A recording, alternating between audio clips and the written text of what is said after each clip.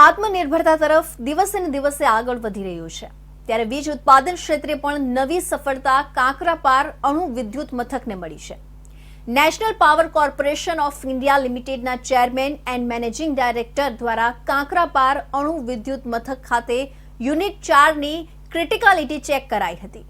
કાંકરાપાર અણુ વિદ્યુત મથક ખાતે દેશનું પહેલું 700 મેગાવોટના સ્વદેશી બનાવટનું પરમાણુ રિએક્ટરના યુનિટ 3ના ડિસેમ્બર 2022માં સફળ પરીક્ષણ અને કાર્યરત કર્યા બાદ દેશનું બીજું 700 મેગાવોટનું સ્વદેશી બનાવટનું કાંકરાપાર ખાતે જ યુનિટ 4નું national power corporation of India લિમિટેડના ચેરમેન એન્ડ મેનેજિંગ ડાયરેક્ટર સહિતના વૈજ્ઞાનિકો અને ઇન્જિનિયરો દ્વારા ક્રિટિકાલિટી ચેક કરાઈ હતી। સામાન્ય રીતે ક્રિટિકાલિટી દરમિયાન પરમાણુ રિએક્ટરને શરૂ કરી અણુ વિભાજનની પ્રક્રિયા કરાતી હોય છે।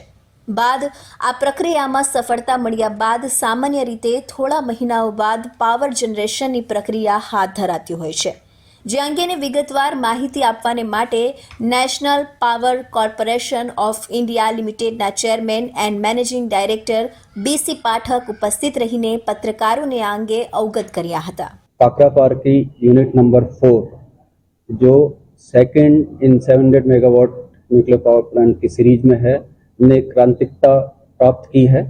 क्रांतिकता का मतलब रिएक्टर ने काम करना शुरू कर दिया है। जो हमने टेक्नोलॉजी डेवलप की थी वो काम करना शुरू किया है और अब इसके बाद अगले 45 से 50 दिन तक लो पावर फिजिक्स एक्सपेरिमेंट चलेंगे, जिसके बेसिस पे हम लोग बहुत सारे डेटा कलेक्ट करेंगे।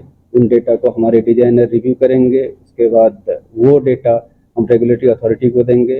उनके रिव्यू और क्लियरेंस के बाद अगली स्टेज होगी, जिसमें हम रिएक्टर को ग्रिड से कनेक्ट करेंगे। 3 महीने में 3.5 से 3.5 महीने में हम रिएक्टर फुल पावर लाने की कोशिश करेंगे। કાંકરાપાર એટોમિક પાવર મથક ખાતે પહેલા 3 યુનિટો કાર્યરત છે, જેમાં વિદ્યુત ઉત્પાદન અવિરત રીતે ચાલુ છે અને દેશના મહત્વના કહી શકે એવા આ પ્રકલ્પમાં એક નવું સોપાન ઉમેરાયું છે, જેનું કામ છેલ્લા લાંબા સમયથી ચાલતું હતું, જે પૂર્ણ થતાં હવે જરૂરી ટેકનિકલ સર્વે બાદ આવનારા 3 મહિનામાં આ ચોથા યુનિટમાં વિદ્યુત ઉત્પાદન શરૂ થઈ જશે।